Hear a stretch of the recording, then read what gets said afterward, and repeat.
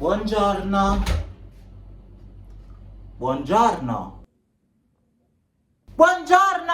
Buongiorno. Ah, Sava Maron, come va mio figlio a scuola? Signora, vostro figlio non si impegna ma proto. E fateci caso, non fa manco le domande sulla lezione. Come? Quando va a casa, struppesano sa. Senta, lì, posso fare che le cavogli? Sono la prof, posso anche con il telefono in mano. Sentite professore, ma che cazzo siete? Non sapete manco fare il vostro lavoro. E che facciamo? Voi il telefono lo potete utilizzare, ma io prima a fare nulla e poi a cagare. Ma ti permette, sta grande fatta, ti sperma come limone, il dall'insalata, ti sbatte, tatticchio, ma si peggio figliata.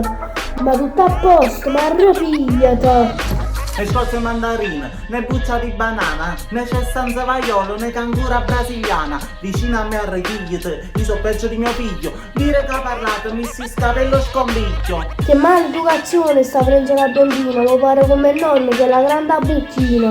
Fin da sta scuola mi sto nascendo pazzi. Ma vedete lei, non lo scaszacchio cazzo! Oi! Ne tronco d'albero appassito, ne gelato senza coppetta. Mo te pigliate troppa conferenza, mo te spawni. Ne PlayStation senza controllo, ne mostra dei film horror e thriller. Sta grande puttana, una brutta scema zuccolona. Nella trina chi te vive, c'è sta zoccola bucchina. Tu mi pare scendi l'ira, mo cosa anche chi te vive. Tieni la faccia e cazzo, te piglia sta pacca. Con una capa da mocca te facesse sura in nacchere. Non stai alla mia altezza, nemmeno sei troppo corto. Io me ne vado, papà mocca chi d'amore.